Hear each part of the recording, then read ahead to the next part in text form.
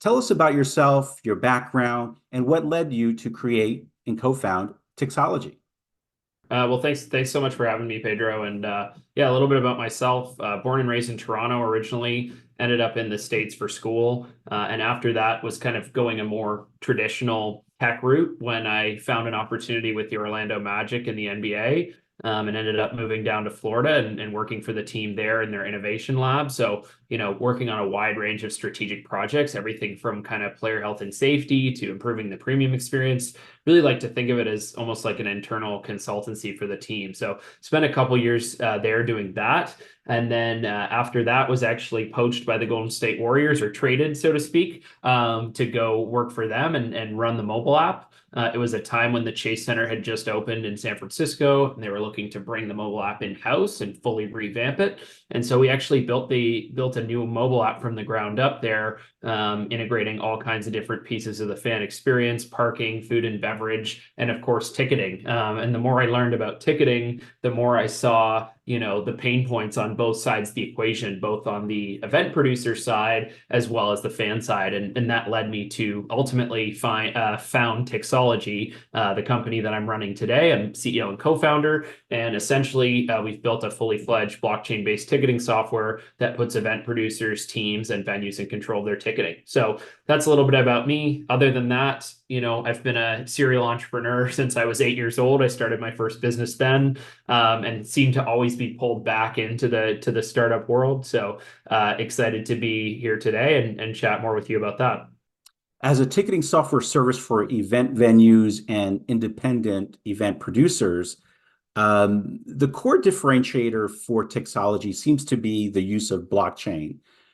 What are the direct benefits of this particular technology for Tixology and for the customers you serve? Yeah, for sure. So, I mean, it's definitely, one of our biggest differentiators. What I like to say though is we're certainly a ticketing provider first, happen to be powered by blockchain behind the scenes. It's kind of an interesting shift we're going through now, kind of like when the internet first came into place, right? And people were using it to power different things. Everyone was super excited about that as a buzzword, but ultimately what happened is it became this seamless thing behind the scenes that unlocked so many possibilities. So we truly believe that blockchain is the same, and the future of ticketing is all blockchain based. But we've abstracted a lot of that tech to make it super easy for event producers and fans to take advantage. The way we use that tech in terms of ticketing is really for tracking verification and control of the asset, in this case, the ticket. So knowing who holds it at any point in time, despite who may have purchased it originally,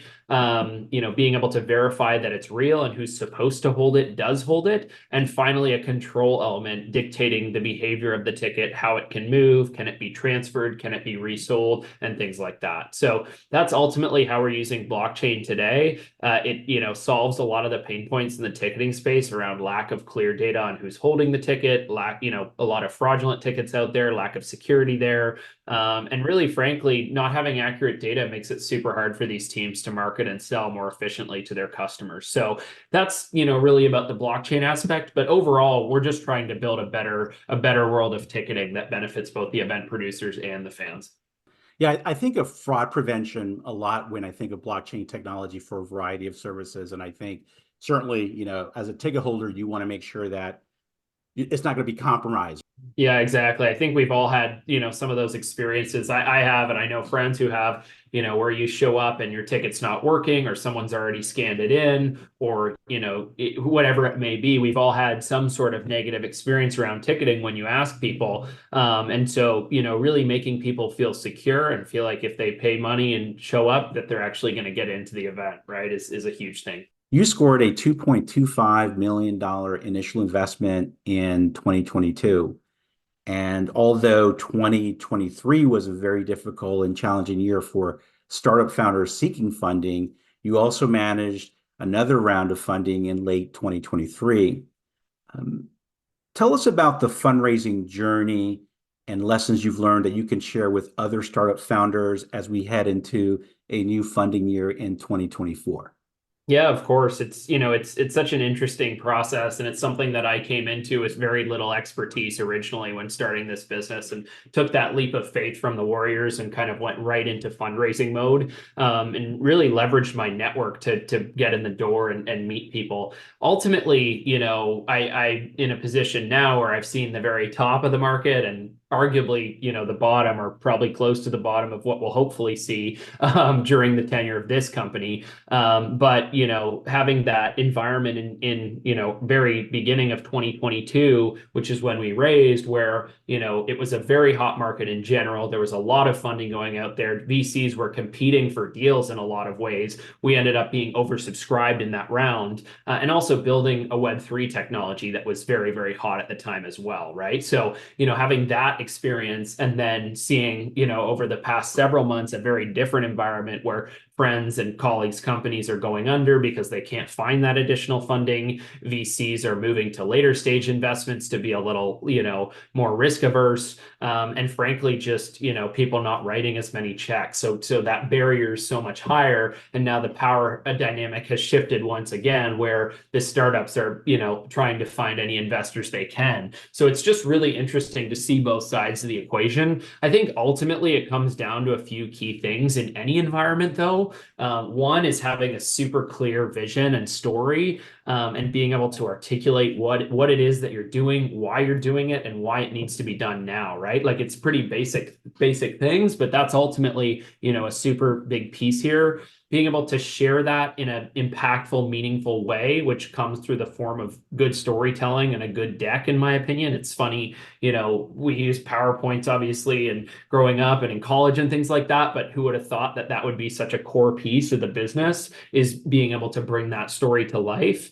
And then the final piece of it is really around networking and leveraging your network. That's something that's always been big to me. But the connections that I never thought would lead to a potential fundraise certainly did. And so using those people in your network, whether they're investors or not, connecting you to other folks who may connect you to other folks, a lot of it's about volume and having a ton of conversations and finding those right partners to help fund you. So I would say it really comes back to those three things in any environment. And then obviously, depending on the environment, it will affect how long things take, how many conversations you need to have, terms of the deal, all that kind of stuff as well, right? Yeah, and there's a lot of patience involved, right? Because no one's going to respond to you as quickly as you want them to respond, given, all this preparation. Of course, yeah, patience is a huge part of it. It's a bit of a chess game in that sense as well, because you're moving pieces and the other groups are moving pieces, and ultimately you're trying to get everything to come together around a similar time to fill in around. It doesn't always work that way, right? And people are on different timelines, and so there's a element of needing to be hyper organized, needing to be patient, and trying to line things up in a way where it can all come together nicely. But frankly, something always comes up, right? And that's the other big piece of advice I've been given, is there's nothing to celebrate until the cash is in the bank. And then still, right back to work and away from the things that are pulling you away from the business, like fundraising. And the networking never stops, right? You're always networking to increase your business, new clients, and that sort of thing. Oh, the networking piece never stops. It's interesting because, I think, yeah, having that active mindset of networking and building your network and helping others too, before you need help from them, like, those are all things that come into play here. And ultimately, your network can serve many purposes, right? Fundraising is one piece, hiring is another, customer introductions and sales. There's so many different facets of what your network can unlock. So like you said, it's a constant kind of active building and maintenance of that network. Do you see any trends in the markets that you serve that excite you or concern you the most about scaling opportunities for Tixology? Yeah, I think it's interesting. I think what we're seeing in the ticketing market, at least, and the event market, is, there is a real excitement and growth around independent event producers. There's a lot of people popping up with ideas for different types of events for their own brand, people who have worked at larger music companies before and larger sports organizations that have gone downstream to try something themselves. So there's a lot of great energy there and new event producers and events popping up every day. So that's kind of one big trend we're seeing. And they're looking for tools that can support them, right? They're not looking for a Ticketmaster or a super large ticketing provider. They're looking for someone that they can call up, they can get support from. They have a product that's pushing the boundaries and creating something that allows them to do more with limited resources. And that's really where we come in. So I would say that growing market of new events is a huge one.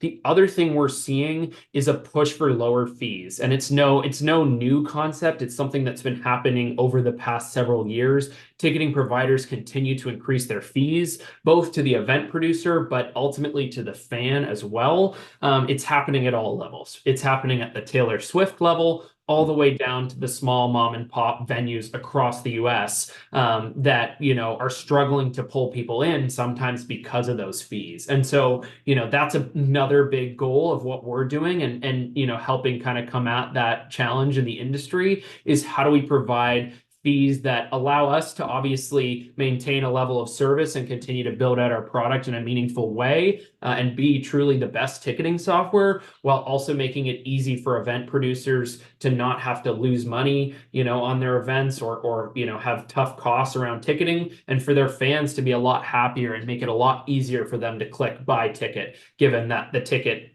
fees are going to be a lot smaller than what they're used to. So those are just a couple trends we're seeing, but I think they're both, really positive trends that enforce kind of the idea of Tixology and where we're headed as a business.